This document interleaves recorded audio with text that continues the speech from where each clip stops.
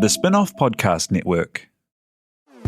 Talofa lava. I'm Madeline Chapman, editor at The Spin-Off. If you have the means, consider supporting our high-quality journalism by becoming a Spin-Off member. Sign up now at thespinoff.co.nz/donate.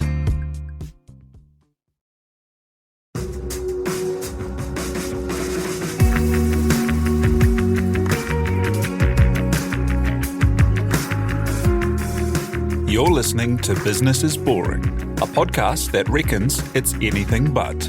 Business is Boring is brought to you by Spark Lab, offering inspiration and practical advice to help businesses find their edge.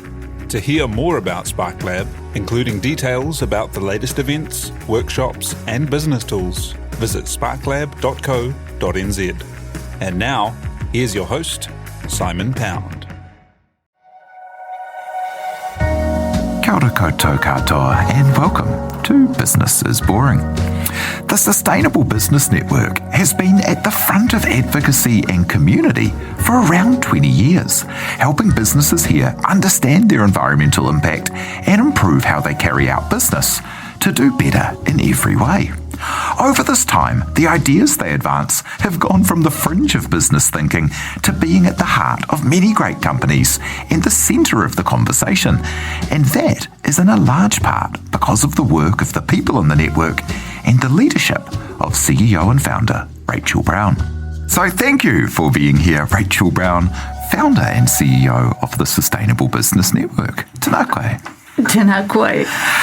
Hey, so how did you come to be interested in sustainability? Tell me about your background and kind of that interest of both green and science and business coming together. Yeah, absolutely. So I had no bloody choice, to be completely honest. My parents were both science teachers. And so I grew up like hanging out in mangrove swamps and with my mum. And then my dad was a chemist and he used to love doing things like making bombs. And we were growing up in a place called Howick, which was, at the time, we were known as the hippies of Howick because we were doing things a bit differently. And he used to love making bombs and making these extraordinary loud bangs in our street, which would freak the whole street out. So I was kind of dealing with two quite diverse parents, really. What was he using the bombs for? Like just to make a big noise? Well, just for fun, because the kids loved it. Yeah. So he was the Pied Piper when we were little. He used to have a whole stream of kids following him around, waiting for him to do something crazy. So I kind of grew up with that, but my parents were very keen on social and environmental issues, so we learned a lot about that just through growing up with my family. And I went through university, got a science degree, not surprisingly, and then I went overseas. And I grew up in a time when New Zealand was pretty egalitarian. It was pretty clean, and then I travelled the world for 3.5 years, and that was the first time I ever saw pollution and poverty at the scale that you just never saw that here. And that really affected me, actually. And when I was travelling, I also saw massive businesses in places that were quite poor that were belching out pollution into the area where these people were having to live, and they didn't have a choice. So I felt really concerned about that and came back to New Zealand and did some more study. And, learned all about the role that business can play in sustainability. And this was a bloody long time ago. This was before this stuff was even talked about, really. So, I did that, started working for a council, which was fun because it was Bob Harvey at the time, who was the mayor of Waitakere. Awesome, passionate group of people I got to work with. And then, while I was doing that, I kind of got frustrated with people in the business space who I was meant to be working with, expecting me to do things like sort out their parking issues or move some signs or something like that, when I wanted to talk to them about the state of the planet and, a better way of doing business. So I left and I set up an organisation called the Environmental Business Network, and I did that for quite a few years. And then that eventually merged with another organisation, which was the Businesses for Social Responsibility. A chap called Dick Hubbard, who was once our mayor in Auckland, he set that up. So we merged those together, and that's kind of how the SBN started. But yeah, and that kind of thing of deciding to use business as the vehicle and working with business as the vehicle to advance these things, rather than like an activism or political solution. Tell me about that. That's kind of like, nowadays, business as a force for good has become, a big theme, right? But I don't know if that was like totally maybe wasn't. the expected path when you were doing that. So tell me about that. Yeah, no, you're right. It absolutely wasn't even a theme, right? So I guess what I saw when I was working for council, great people, but it's very rules focused and it's not very innovative, And then I'd be out there talking to business people and I just felt like they were bright-eyed, bushy-tailed, they could see solutions and they could innovate quickly, particularly SMEs. So I was more excited about how do we get these people together, grow a network of like-minded people who can kind of share ideas and get excited. So, yeah, we were kind of setting up that business for good framing back then, but it was way more exciting and also way more hopeful. I was concerned and still am about planetary and social issues. And these guys coming together and also being concerned, just showing this movement of growth and real solutions that people like you and I can actually use. And I imagine it would have been quite a niche conversation because we've all, kind of over the last, 20 odd years that you've been doing this, like as a society, it's become more mainstream that people report on the impact past just the profit or that people have the good of the planet as part of what their business is out to do. Yeah.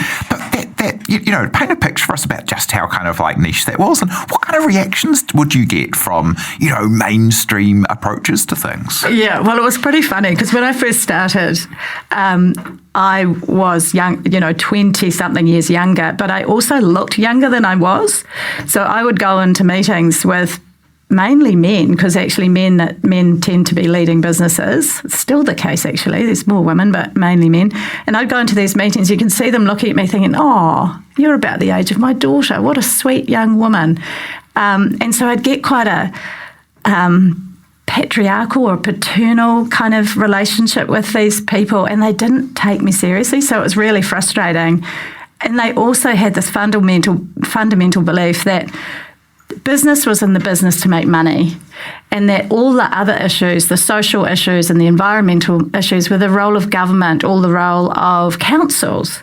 So they just wanted to keep them separate because it was clearer. They were just driving a profit motive. And in those days also the awareness was low, so there wasn't a lot of demand for business to do things differently. That's so different now. Yeah, what is the situation? So what does the Sustainable Business Network do and deliver today? Tell us about what the offer is that you've got out. Yeah, so we're really focused on helping business to get cracking. So that the network does a bunch of things. We do a lot of capability building for business because there's a lot of businesses out there who are short on time, short on no knowledge, so they don't know what they're meant to be doing, but and also concerned about cash flow, and they don't know what to do. So what we've been doing is working with a bunch of different partners, private and public sector partners, to create really useful tools. So that's one thing that we do. We like to open source, make them free, and I might talk about that later. We also do a lot of hand-holding of business. So digital tools are useful, but actually businesses like to learn together. So we bring people together to do the learning together. So how do you do a carbon footprint, for example? What does that look like? How do I pull it together? And then how do I market it without greenwashing? Those kind of stories are what we help businesses with. So we do a lot of that. We also do a lot with our really progressive, awesome companies, and we've got lots of them too, growing in number. We do a lot of showcasing and telling people that it's possible. So one of the excuses that I hear is, oh yeah, that can happen overseas, but it can't happen here. And it's just not right. The problem is we don't hear enough about those amazing, innovative, circular, sustainable, regenerative companies. We just don't hear enough about them. We tend to hear the negative stuff. So we talk about that a lot. We showcase them. We've got an awards program coming up, for example. Yeah, those are kind of the critical things that we do. And brokering is another role that we have. We have a directory, which is a list of organisations that are already got the solutions out there, super hard to find or have been, but now we've got one place people can go to and find them much easier. So we bring the procurement option, anyone who's looking to buy sustainably, to this group of people, and we enliven it. Yeah, cool. And what scale is the kind of network and business today? Wow. Well, when I started, it was very small. And then also a lot of people weren't really doing stuff. I think they were joining us because they wanted to support the kaupapa. They liked what I was talking about. Now the organisation is quite diverse. So we've moved from being what was a membership organisation to investing for impact, which is quite a subtle change, but it really just means that businesses can participate in whatever way they want to. So some of them invest quite a large sums of money in creating tools. Some of them are helping us just get a few things off the ground, like, smaller pieces of work. Some of them invest because they do some training, and then some of them join because they want to do networking and hear and connect with others. So, yeah. And that kind of sounds like across the whole scale of business as well. Like, I imagine if you're a large-scale business, you might get in touch with you and go, hey, can you help us, do this program in a more sustainable way? But if you're a very small business, can you get involved too? Yeah. So actually the bigger corporates tend to have staff. So the bigger companies that are part of our network have probably got someone who's a sustainability manager. And sometimes they have a small team. So they don't need us so much for helping them with their own strategy. SMEs often have just a keen bean in their organisation, someone who's gone, this is really important to me, and often they're young or younger, not always, but they're trying to push into the organisation, wake up the chief executive and get them excited, or the CFO or whatever. So we help those guys with the really practical stuff, and we've got a range of different things. So wherever they're at, so some of them have just kind of got ad hoc things going on, and they're wanting to get to the next level. Some of them haven't even started, and we have programs to help them on both levels. How do you describe the mission of the Sustainable Business Network? Yeah, so our whole purpose is to help business realise the connection and do good things for people and nature, and make a profit while doing that. So that's what we're really focused on, is kind of spinning businesses around to realise actually looking after your people, looking after your customers and your suppliers, as well as looking after planetary things, is not only good for those people, it's going to be really good for your business. And that's what our mission is. And tell me about that idea of working with business. What's the kind of tension or difficulty, I imagine? Because I imagine lots of businesses feel like sustainability efforts are going to mean that they get restricted, or they won't be able to do as much, or some things. Like, how do you make it so that's not the case, and it becomes something that actually creates more sites for storytelling and connection with customers, and creates abundance, not kind of restriction? You've just nailed it. That's so right. So a lot of people think that sustainability means you can't do, so it's a no, none kind of attitude to business, which is just complete bollocks. It's about putting a lens across and looking at the way that you do your business in a different way. And when you do it well, it's so exciting, because all of a sudden you change the energy and the dynamic in your own organisation, because people feel good about doing good things, instead of going to work and going, oh, we're just a bastard business and I feel a bit embarrassed about it. This one's much more about how do you rethink the way that you do business? How do you work with your suppliers to innovate, for example? Or how do you work with your customers and enable that young person who's been hassling about digitising something because it's going to be more efficient? How do you let that person do that? And you watch these people get permission, they grow and they flourish, and that changes the internal culture of your organisation, and it's just way more fun and way more innovative. So you can create better, marketable solutions that can, that people can get excited about. What's your definition of sustainability? Because it's such a kind of funny word, isn't it? Because it can mean different things to different people. Yeah. And it means so much. But like sometimes with words, when they get used a lot, they can almost lose meaning as well. Yeah, and sustainability is often really misunderstood because it can be used in different ways. Like sometimes it's got a deep green attitude to it. Sometimes it's got a really strong financial attitude. So it really does lose its meaning. So really for us, it's about our ability to flourish and thrive into the future. And that's really what it's about. So how do you make sure your business is looking after all the key things? Because no business will survive on a dead planet. And no business is going to do well when its staff are not happy. So how do we change that and make sure that we can, flourish through these things? And that's really what it's about. In my lifetime, environmental conditions have got worse globally. We're now seeing things like biodiversity loss, climate change, all of those negative things. And what we need business to do, and business councils and others, and us as individuals, is to rethink about our connection with each other and rethink about our connection with planetary things so that we can actually start making them more resilient, so that we can handle climate change, floods, all of that kind of stuff. And every one of us needs to have that kind of action happening. Absolutely, and we'll be back in a moment to hear from Rachel Brown, CEO and founder of the Sustainable Business Network, how businesses can get involved and start to tackle these issues.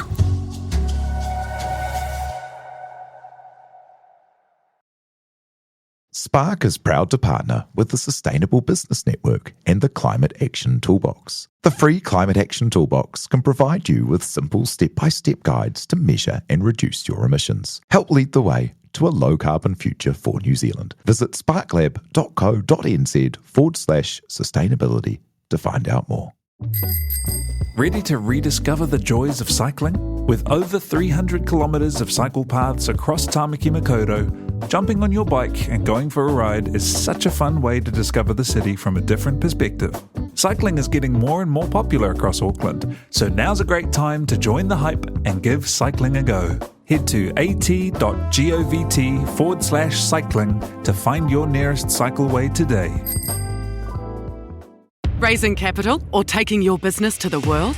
Investment Fix has the lowdown on everything you need to make it happen. This season, we're exploring the US market, the opportunities it offers, what it takes to grow a business there, and the best way to approach investors. Join some of the superstars of the investment and business world as they share advice from their time in the US so you can make your mahi count in this massive market. The Investment Fix podcast, brought to you by Invest New Zealand. Tune in today. And we're back with Rachel Brown of the Sustainable Business Network. And you were just saying a second ago that, in the course of your work, actually the global conditions are not improving, right, for how we're treating our environment. But on the other side of that, there feels like, as an observer, it feels like to me that there is this massive groundswell of consumers demanding more, businesses being able to have purpose and planet at the heart of what they're doing, and a kind of greater awareness of how all businesses have to be making moves in the right direction. Like, how do you feel like in the, right in the middle of it and being part of kind of driving this change? How do you feel about where we are on the journey? Yeah. Good question, and you're right. It has felt like there's times where you go, oh my God, this is just overwhelming. And then I've just spent 4 days down in Wellington meeting with businesses from every sector, including the Reserve Bank. I'm like, what are you doing in sustainability, And they're going, well, actually, climate change is our big thing. And then we can influence all the banks and the insurers around climate action. And I'm going, wow, people don't ever hear that story. You don't hear that coming out of the Reserve Bank. And then you meet these really cool businesses who are, for example, doing stuff around waste. They're talking about composting and how do we make composting easy for people. And actually, the more you start talking across business, the more you realise, holy moly, there is a lot going on in New Zealand across the business sphere, which makes me feel so hopeful. So actually, I feel more hopeful than I did when I first started SBN because the conversations were so different. You know, we had people still going, oh, this is not our role. And now there is a few of those people. They tend to be hitting retirement age now. So the younger group coming through grew up with this and they're much more like, well, that's the way you do business now. So I feel more hopeful than ever. And also, we're bringing together collaborations that didn't used to happen now, which is really exciting. So you're bringing in science-informed thinking around things from climate change to things like regenerating nature. Those scientists are out to inform the right solutions for the business community. That's still emerging, so we're not always getting it right, but we are certainly on a journey of how do we get these things right. So there is a tremendous amount happening. It's very rare to meet a business nowadays who's not doing something in this space. Yeah, what are the issues, especially in that sweet spot of the small to medium kind of enterprises where, maybe the owners or the management team are going to be tackling these issues themselves? What are the issues that the questions facing these businesses, or what are people thinking about in terms of sustainability? Yeah, well, it's changed a lot since COVID, actually. COVID's been great in some ways because it's allowed people to do things like work from home and work a bit more flexibly. That's been a great thing. And actually, that's a great thing for climate because the less travel we do, the better it all is. So that stuff is still confounding businesses. So some of them are going, let's go back to normal and get everyone back into the office every day and do that commute thing. But people are pushing back on that. So for small businesses, they're trying to work that stuff out. There's also issues with supply. So we're a small country at the bottom of the world and we're dealing with supply chains, and it's been really tough on some businesses.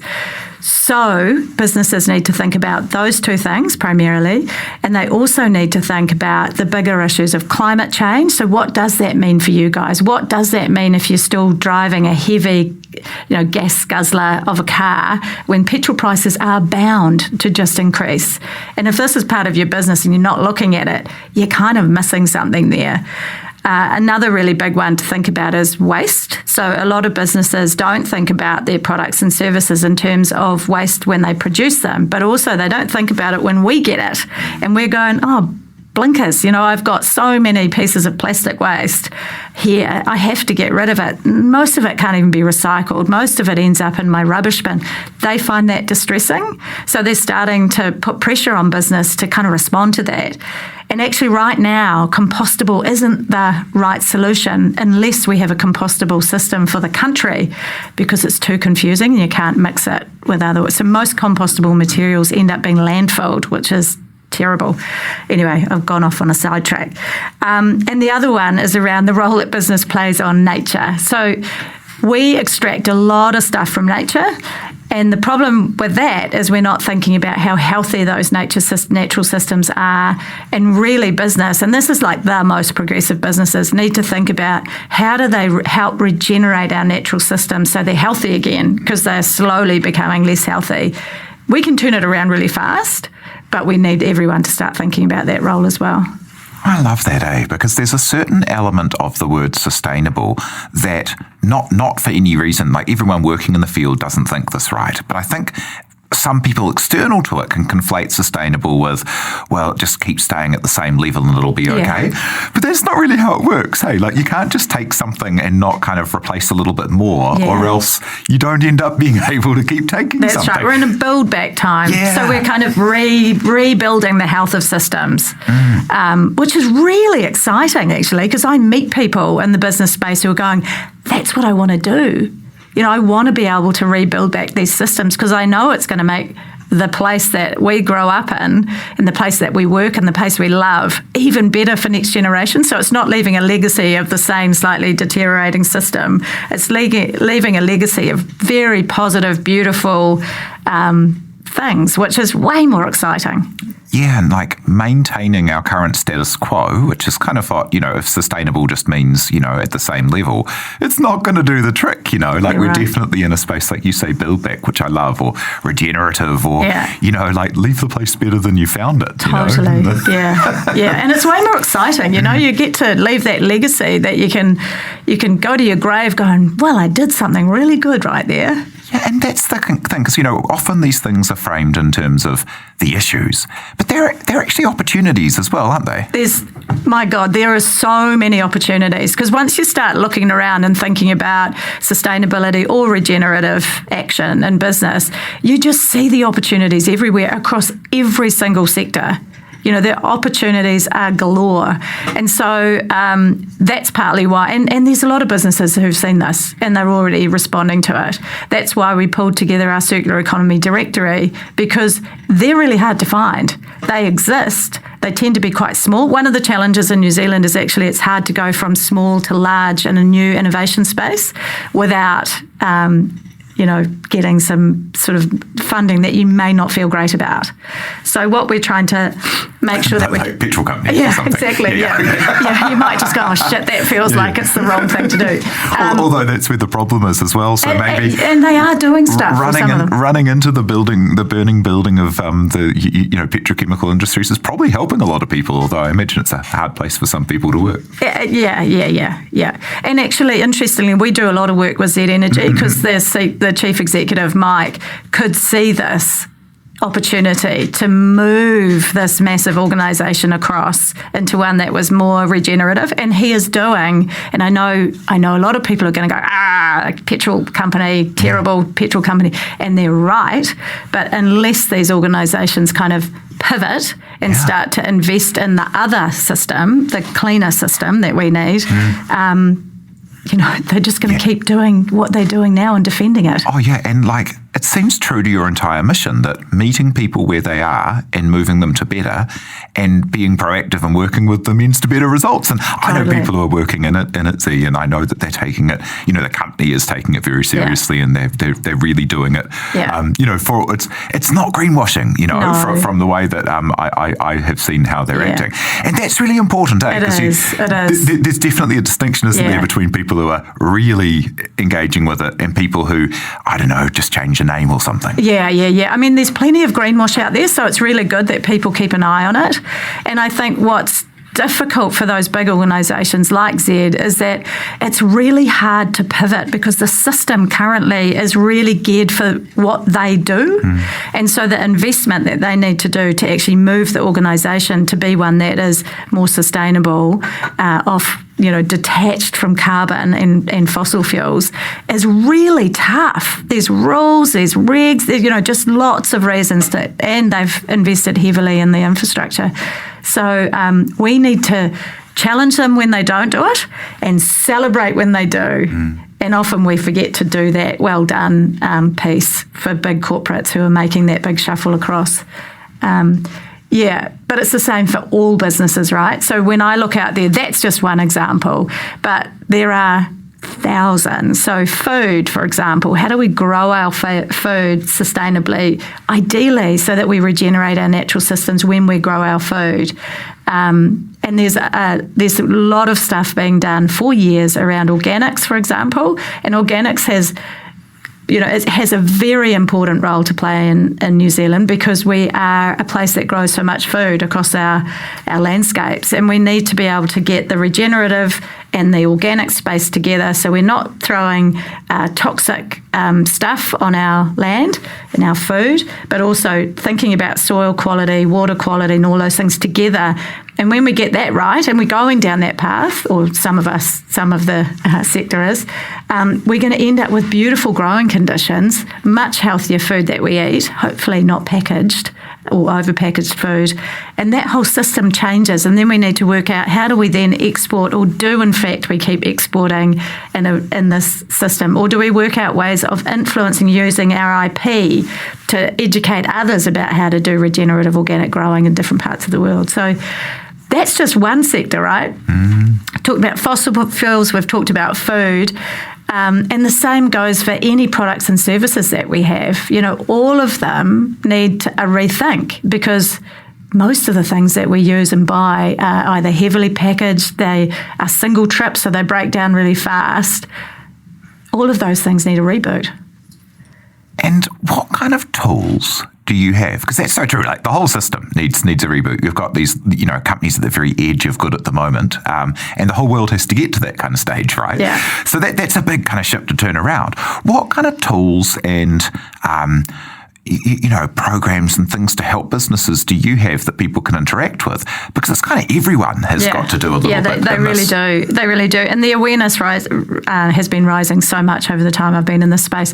So I'm going to try and describe the system that we activate, because SBN is a small team, but we have a large network. And our thing is, we don't want to do everything. We want to enliven the network so that together we do stuff together. So we have a network of businesses who are awesome, and they all play a slightly different role. And then what we're wanting to do is to work out in the areas of procurement, nature regen, circular economy, and climate, what's needed to get the mainstream to move. So then we tend to pull together a bunch of businesses and government agencies who go, okay, for example, we need something for SMEs that's free, easy and non-debatable and accessible online that can help them do stuff on climate. So we pulled this group together, and Spark is one of the partners that we work with. We work with government and others. And we co-created this thing called the Climate Action Toolbox. And that's a great tool because it is free, cheap and easy for any business who's trying to work out how to act on that stuff. So we get that out there. We make it mainstream so the mainstream can actually use it. And there's a little report so they can show it to anyone who's wanting to buy an organisation that's able to help them with their climate action work. And then we talk to government about what's the rules and regs that we need to change, and what are the levers that government can use to actually make this stuff more mainstream, so it just becomes the way that business is done here in New Zealand. That's so cool. And how does it feel on a personal level, having been so kind of instrumental in this network and movement, to see these ideas go from, the fringe to being at the centre of these conversations? It's really exciting. I guess, there's a part of me that just goes into the room and go, holy moly, I'm sitting in this room with government agencies and these really big organisations and these amazing young innovators or small companies that are innovating. They're not all young, by the way. Sometimes old people even innovate.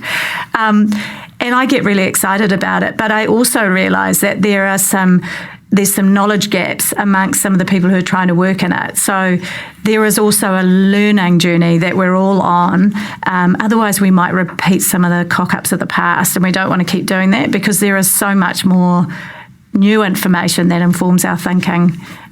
So I get really excited, but then I also feel a bit nervous about, are we actually going in the right direction given the lack of understanding some of the decision makers have? Yeah. So it's kind of a yay, and then it's still a big hill to climb. Yeah. And it's cool again, when we see things like Te Ao Māori approaches around intergenerational thinking, and kind of like it's so cool to see a lot of these things where, don't take more than you need and leave things better than you found them. Yeah. They're pretty old thoughts, It's pretty bananas to think that these are still new thoughts in the business discourse. Yeah, it is. And I just don't get it. And I've never got it. And I love the fact that Te Ao Māori has become a way of learning for mainstream business. Like we're seeing that now across the business community where they're saying, explain this 5-generational thing, explain this 500-year plan. That's the kind of still really cool thinking that's coming out. And mainstream Pākehā-led businesses tend to do 3-year plans. That's as far as they're thinking. If they're being really good. Yeah, if at all. Yeah. So, and this kind of gives a breadth of thinking about intergenerational legacy, which is where it's at. And as a couple of final thoughts, what advice would you have for someone who does want to start looking at, being able to change their impact and improve what they're up to in their business?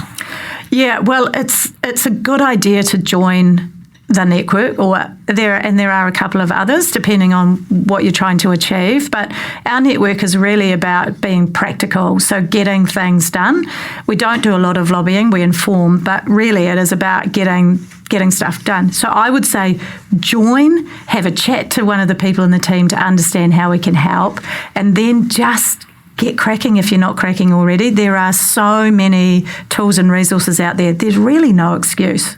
nowadays. You just need to get cracking. You can do something, just do it. Yeah, and then, so that's for the early ones, and then for the ones that are really in that space of, I know this, I've designed my whole business to be circular or to be a sharing platform or whatever it is that they're doing. The best thing they can do is network, because the more people that know about the business, the more people that say, oh my God, I met again, Cup Share Service, amazing, or I met Mutu. These guys are trying to work out how to use assets in a really good way using a platform of exchange. Most of our resources are just underutilised. They've got a platform to solve it. Great. Or, I'm buying my kid's bike, the wonderful company that makes Wishbone bikes. You can go on and buy them, Bikes for Life. They need to network. Yeah, love it. And share those stories. And as a final thought, what will success be for you and for the network? Success for me personally will be when I go out the door and I see nature's regenerating and it's healthy. That's going to be the bottom line success for me as I tumble my way into whatever ground space I end up falling into. But also that businesses really understand that their role isn't just to make money, and that humans have been too greedy. We haven't been sharey enough. So for me, that whole change in values, I think, and deeper connection with each other and with our planet is when I'm going to go, we've nailed it. Yeah, beautiful. Hey, thank you so much for sharing your story and the work that you do there. Looking forward to seeing what's next over the next frontier. Thanks so much. That's Rachel Brown, founder and CEO, Sustainable Business Network. Kia ora. So thank you to Rachel Brown, to you for listening, and for everyone who helps make this happen, like our producer, Ethan Dupe. Do follow Business is Boring wherever you get your podcasts, and be sure to rate and leave a review if you like what we do. E nohora. From the Spin-Off Podcast Network, that was Business is Boring, brought to you by SparkLab. Make sure you're following Business is Boring wherever you get your podcasts. And for more information on SparkLab, visit sparklab.co.nz.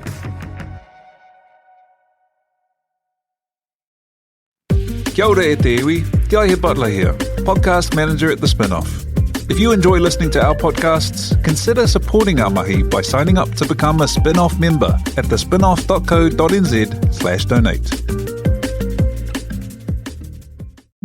The Spin-Off Podcast Network.